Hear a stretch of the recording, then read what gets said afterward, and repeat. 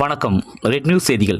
கடலூர் மாவட்டம் திட்டக்குடியில் தமிழ்நாடு துணை முதல்வர் உதயநிதி ஸ்டாலின் பிறந்த தினத்தை முன்னிட்டு திமுக தலைமை கழக இளம் பேச்சாளரும் கடலூர் மேற்கு மாவட்ட விளையாட்டு மேம்பாட்டு அணி அமைப்பாளருமான சி.வே.க. வெங்கடேசன் தலைமையில் மாநில அளவிலான மாரத்தான் ஓட்டப்பந்தயம் நடைபெற்றது.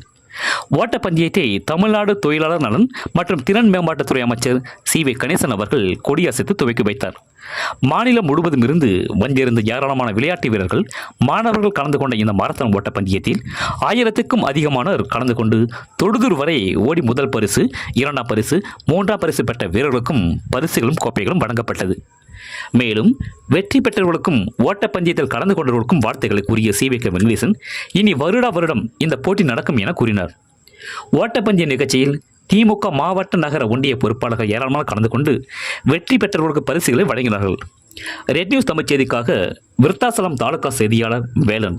செய்திகளை உடனுக்குடன் தெரிந்து கொள்ள ரெட் நியூஸ் தமிழ் சேனலை சப்ஸ்கிரைப் செய்யும்.